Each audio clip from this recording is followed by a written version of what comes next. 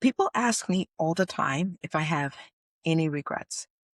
And the honest answer is not about the decisions that were hard. The hard decisions are usually the right ones, right?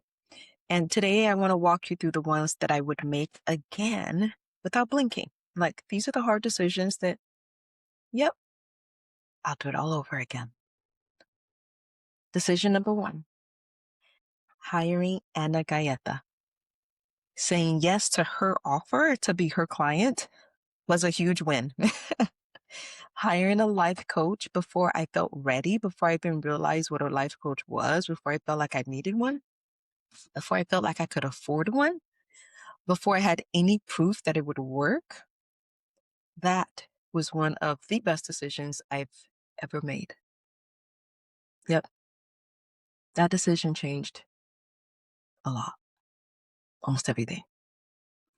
Decision number two, believing in myself, even when it appeared that the people closest to me did not. That one's kind of hard. But it is true. The people who love you the most are sometimes the most afraid for you. And their fear can dress itself up as wisdom. Also, those same people have seen you in your weakest, and they may genuinely not believe that you will thrive. And that's a hard truth, but it is true. Choose to love them anyway and keep going anyway. Don't take it personal.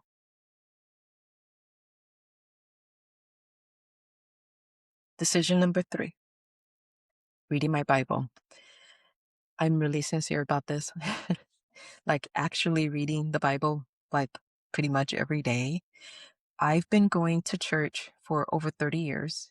It was not until my pastor at Saddleback Church, Pastor Andy Wood, challenged the entire congregation to read through the Bible together. And like literally like gave us free Bibles using the Immerse Study Bible. We read through the entire New Testament together as a church. And the sermons on Sundays were taught based on what we had read that week.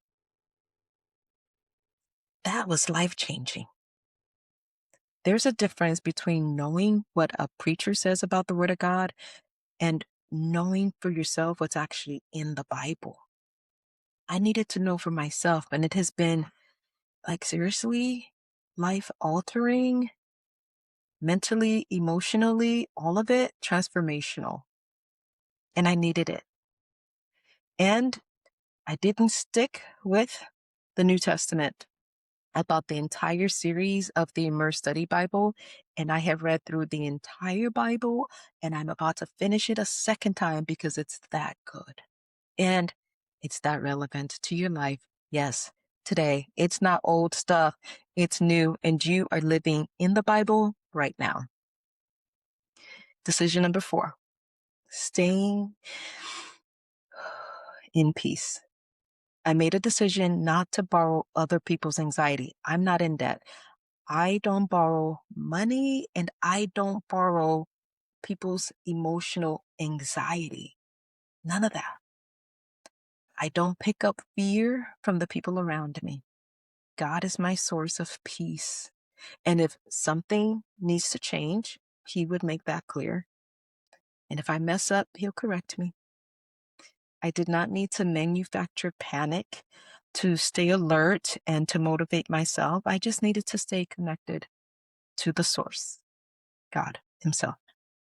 Decision number five, investing in myself. After I got my master's degree and my certificate in training, I quietly stopped investing in my own self-education.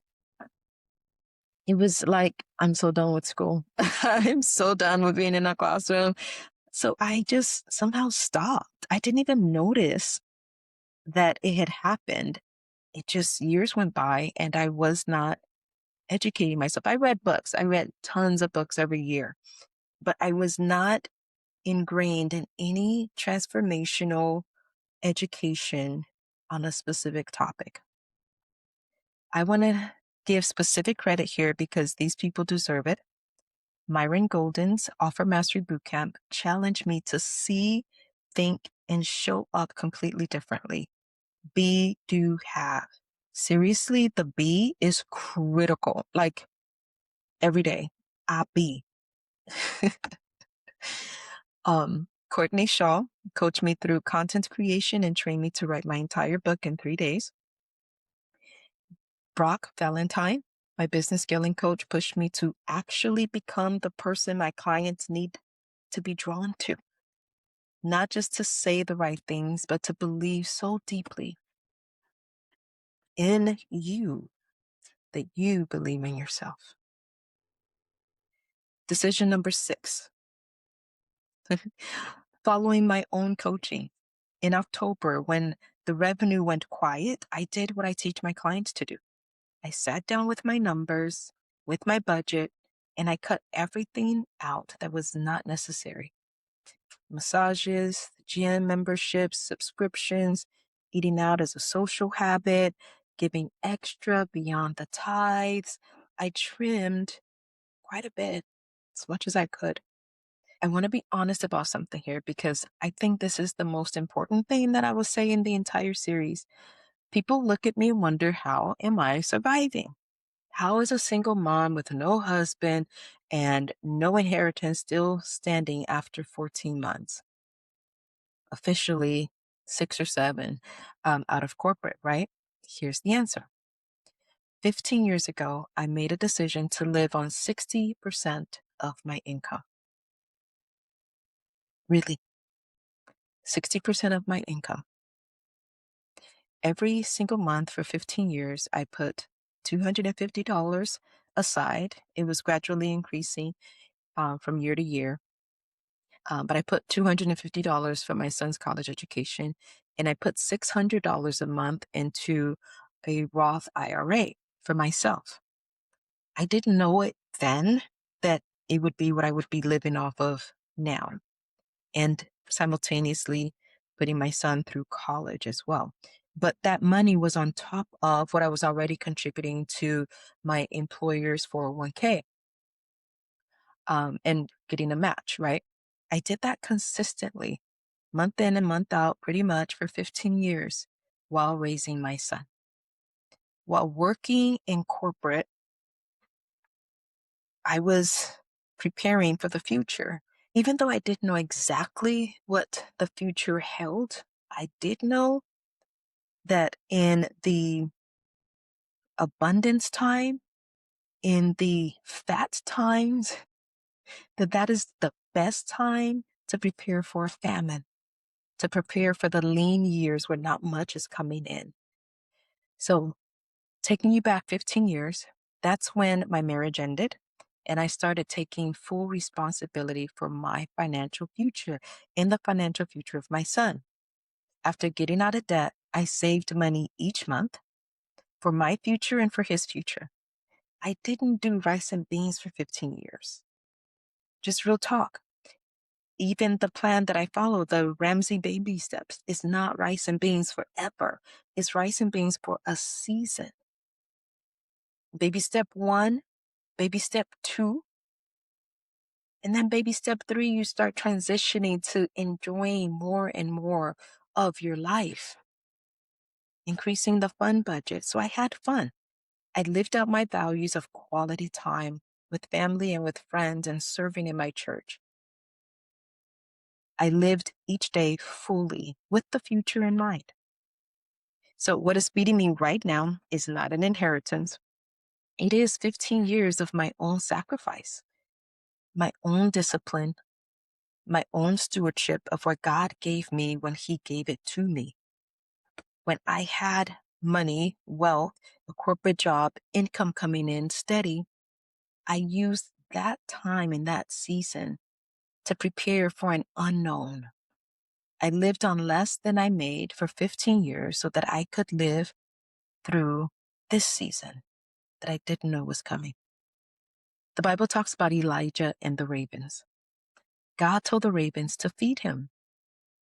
Elijah was faithful, and God provided in a way that made no natural sense. That's what I feel like right now.